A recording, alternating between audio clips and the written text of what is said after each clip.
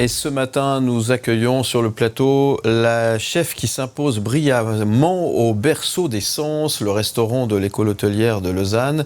Depuis son arrivée en 2023, après un parcours remarqué au Flacon à Carouge, elle a propulsé l'établissement à 17 points au Goemio, tout en conservant sa signature culinaire basée sur le végétal, le poisson et l'ajout subtil de fruits dans ses plats. Formée à Grenoble avec des expériences à Chicago et à Carouge, cette chef pionnière et déterminée, décidément, incarne le leadership moderne.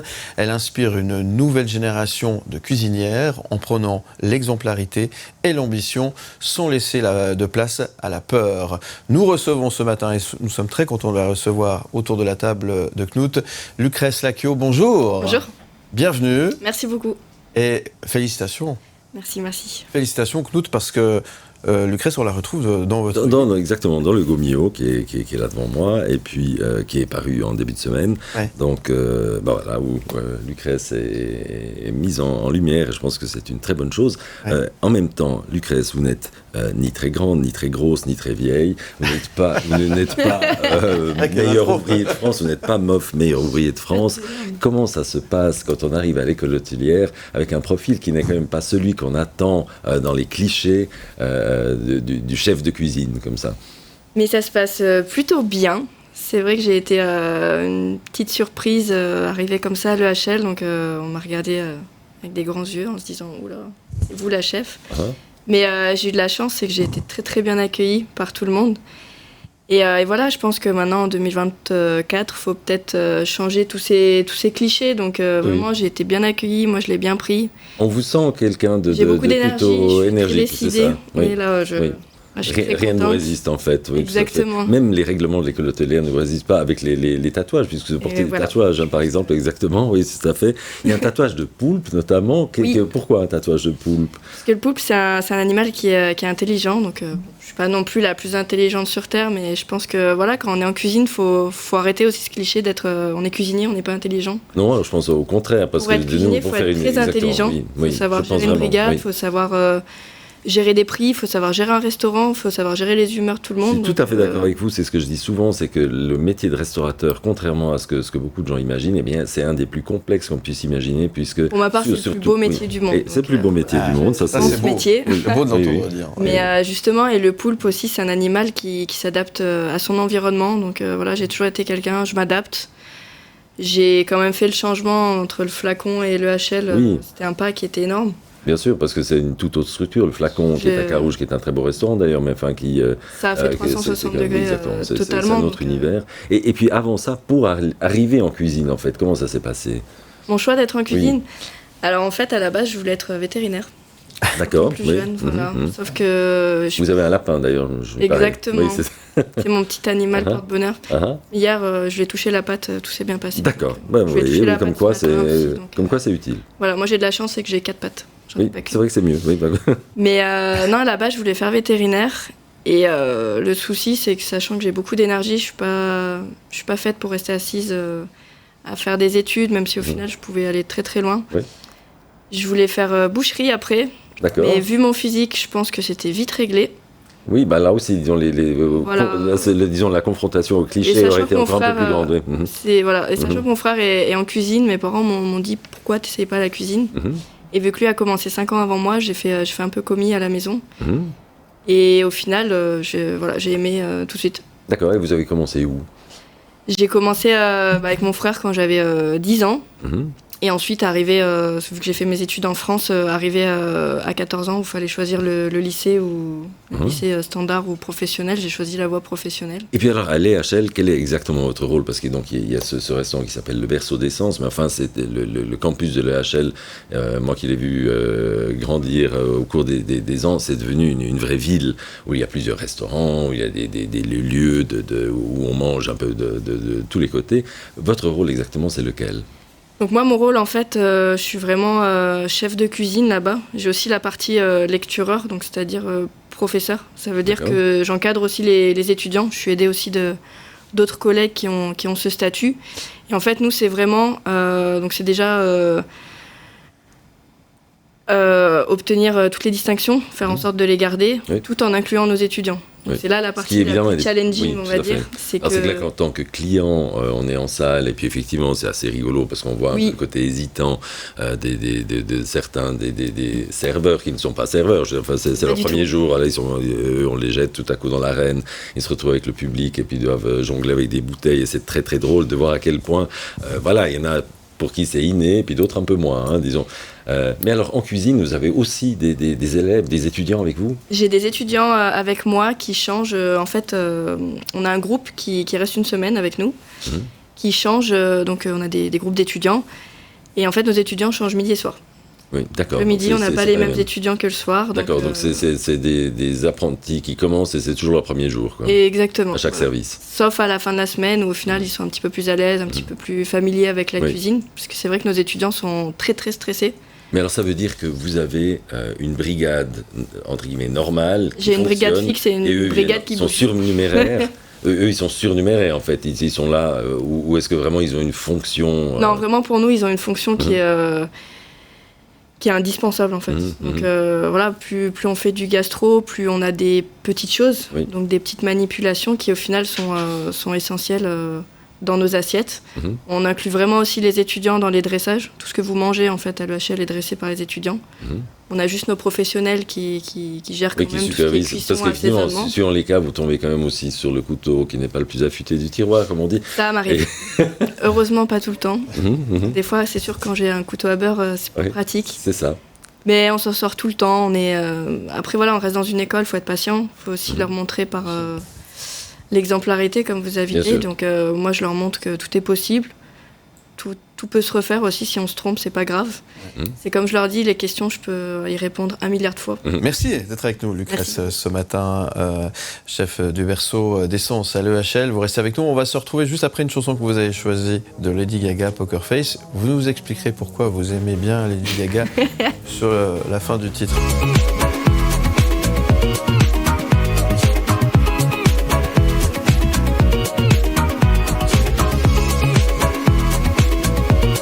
Le média, la table de Knut.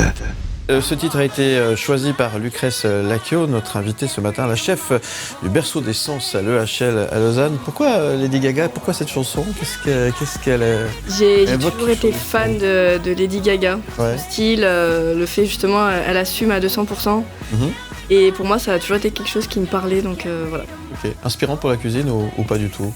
Bon, en termes de personnalité, bien sûr. Ouais. Ah, obligé. La musique en cuisine, c'est quelque chose qui existe ou c'est une autre, c'est une autre musique ? Je peux pas trop parce que sinon ça part vite en vrille.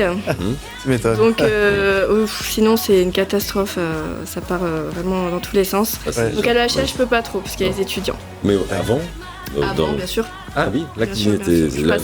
D'ailleurs, je passe mes commandes avec mes écouteurs. Donc, D'accord. Mais alors, la cuisine, parlons-en un tout petit peu, parce qu'on en a évoqué un petit peu votre parcours. On a survolé tout ça, le parcours, le lapin, les HL et tout ça. et alors, la cuisine, quel est le style ? Comment est-ce que vous définiriez le style de votre cuisine ? Pour moi, c'est une cuisine qui est légère. Un peu innovante. Après, je vais pas refaire la cuisine, je vais pas la réinventer. Voilà, ça a été fait. Bon, après, en même temps, on peut réinterpréter, on peut faire évoluer les choses sans faire de rupture. On peut toujours apporter sa patte, mais après, voilà, moi, je suis quelqu'un, j'adore le poisson, j'adore les légumes, j'adore le végétal. Justement, le côté végétal a une importance primordiale. Hein. Et je trouve qu'on peut apporter beaucoup plus de travail dans une assiette avec des légumes qu'avec, je sais pas, de la viande. Je pense que c'est assez passionnant de voir à quel point la gastronomie a évolué pour ça, et les attentes aussi. Exactement. C'est vrai qu'il y a même, disons, 10 ans, c'était une évidence, on allait au restaurant, on allait manger de la viande, du poisson, point. Avec un accompagnement. Et puis, petit à petit, ces accompagnements se sont élaborés. Et puis, maintenant, on s'aperçoit que beaucoup de gens sont finalement presque plus attentifs à l'accompagnement. Et c'est aussi, disons, une cuisine qui est dénuée de viande ou de poisson peut être tout aussi patiente, voire plus, puisqu'on a plus de surprises. Et alors, les plats, vous les élaborez comment et quand ? Vous les dessinez, vous les imaginez la nuit, je ne sais pas. Alors, comment est-ce que ça vient, l'inspiration ? Je dors pas beaucoup, donc la nuit, souvent, dans mon téléphone, j'ai les notes. Ça s'arrête pas. Puis je suis tout le temps en train de parler de ça, tout le temps. Voilà, Au travail, des fois en plein service, j'ai une idée. Et alors l'idée, comment est-ce que ça se construit un plat comme ça? Alors pour moi, j'aime bien travailler des produits que je n'aime pas. D'accord. Non, c'est Comme vrai. par exemple L'agneau, j'ai testé ça. L'agneau, c'est une catastrophe. J'aime pas du tout. Le fromage aussi. Et quelque chose de marrant, c'est que je mets des fruits dans chaque plat, je mange pas de fruits. D'accord. Voilà, je vais pas me régaler d'une assiette de fruits, mais j'en mets dans tous les plats. Et vous les mettez sous quelle forme? N'importe laquelle. Il y a pas de. D'accord, donc ça peut être le fruit ça peut être le entier, fruit brut, bien, ça peut être le fruit travaillé, ça peut être le fruit séché, ça peut être le fruit. Il y a 1 milliard de façons de le travailler, donc. Mais donc ça ne veut pas pour autant dire que ce soit une cuisine douce, sucrée, ou bien. Ah si. non, pas du tout. Oui, je mange pas de sucre aussi. Après, je D'accord. mange rien quoi. D'accord, oui. Mais j'adore la cuisine. Mais non, vraiment, c'est trouver l'équilibre en fait. Bien sûr. C'est pas du sucré salé, mais le fruit peut être utilisé comme un condiment. L'acidité, il peut apporter l'amertume, il peut apporter plein de choses. tout. Puis alors juste maintenant, qu'est-ce qu'on trouve à la carte du berceau d'essence? Alors à la carte en ce moment, on a qu'est-ce qu'on a? On a un ceviche de céréales avec framboise et salsifis. D'accord. On a de la langouste avec du maïs et de la mûre. On a également de la sole avec du topinambour et du coin. Donc voilà, comme à chaque plat, il y a un fruit. Oui. C'est le plus compliqué. Et donc c'est une règle que vous êtes fixée, on met un fruit dans chaque plat. C'est une règle. Donc, donc c'est un jeu. C'est un jeu, aussi. exactement. Et quand on joue, en fait, on n'a pas l'impression de travailler. Donc j'ai pas l'impression de travailler, je joue, je m'amuse. Et puis, et votre brigade, elle s'amuse avec vous ou bien vous êtes despotique et Non, ma brigade, j'ai vraiment de la chance de les avoir parce que quand je suis arrivée l'année passée, j'ai posé une question à ma brigade, je leur ai dit qui c'est qui a travaillé avec une chef. J'ai vu une petite main se lever sur 10. J'ai dit OK. Donc je leur ai expliqué par A plus B ma vision de la cuisine, je leur ai expliqué où je voulais les emmener. Oui. Donc voilà, nous à la base c'était de garder un 16/20. Bien sûr. Puis avec les mois, ça s'est transformé en, je pense qu'on a le potentiel d'avoir un 17. Donc allons-y, on n'a rien à perdre, on a tout à gagner. Et au final, je les motive tous les jours, je les motive aussi à me faire des propositions de plats, à parler de cuisine, à vraiment s'impliquer à 200%. Voilà, pour vivre cette cuisine. Et c'est aussi ne pas avoir vivre. peur de dire ce qu'on pense, tout simplement. Par exemple, si j'en ai un qui aime bien un produit, il va m'en parler, il va me dire est-ce qu'on peut faire ça? Bien sûr, on va essayer. Et puis maintenant, c'est la saison du gibier, de la chasse. Est-ce que vous travaillez aussi le gibier? On va le travailler, oui. Donc là, faut que. C'est vrai qu'avec tous les événements, là, la prochaine carte, j'ai pas forcément. La prochaine carte, ce sera quand? Normalement, ça sera fin octobre. D'accord, parce qu'elle change tous les combien de temps cette carte? Alors voilà, je change tout le temps. C'est évolutif en fait. Voilà, c'est suivant mes humeurs. Je reste une femme, donc je change d'avis 15 fois. D'accord, c'est vous qui le dites. Hein. Je l'assume. Ce serait pas permis. Mais je l'assume totalement, vraiment. Je l'assume. Vous pouvez demander à mon équipe. Oui, c'est ça. Mais c'est ça qui fait la beauté du métier, c'est qu'on peut se permettre de changer, on peut se permettre d'évoluer, on peut se permettre de chercher mieux. Et alors, ce berceau d'essence, c'est un restaurant qui est amené à évoluer. J'espère. Est-ce que vous avez et vous, finalement, est-ce que vous êtes amené à évoluer? Parce que là, vous évoluez tous les jours avec votre carte, avec votre brigade. Vous êtes entouré de meilleurs ouvriers de France. Il y a tout un groupe de penseurs de la gastronomie autour de vous. Donc, comment est-ce que vous voyez dans 10 ans? Oula. Alors là, j'ai souvent cette question et honnêtement, je pourrais pas y répondre. Pour la simple et bonne raison que l'année passée, je me serais déjà pas vue à l'EHL. C'est ça. Donc vous êtes trop spontané pour ça. Vous préférez ne pas planifier. Les choses vont et viennent et voilà. Donc déjà, cette année, ça sera de conserver le 17. Et voilà, je suis gourmande. Bien sûr que je veux un 18 plus tard dans ma vie. Bien sûr que je veux des distinctions. Continuer à progresser. Atteindre la Champions League du Goemio. Bien sûr que c'est...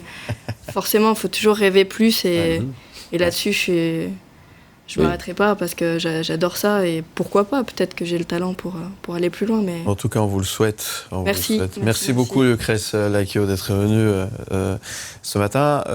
Qu'est-ce qu'on peut vous souhaiter alors, que tout se passe bien. Alors, Voilà. on vous souhaite que tout se Moi passe bien. aussi, Angélique. plein succès pour la suite. Merci plein en tout cas d'être venu. Merci C'est un beaucoup. plaisir de vous accueillir et puis félicitations pour votre... Oui, félicitations encore. Merci encore. Et puis, il faut qu'on aille découvrir ce berceau. Il faut que vous me le fassiez découvrir, mon cher. Absolument, Le berceau oui, tout à des fait. Faisons sens ça, mais à oui, l'Eurochelle. quelle très bonne idée. Voilà, Faisons ça. très bien. On va On fait organiser très ça, bien. on met ça sur Merci pied. beaucoup en tous les Merci cas. Lucrèce, on vous retrouve en podcast et en image sur le site mlemedia.ch. Aime le média où tu veux, quand tu veux.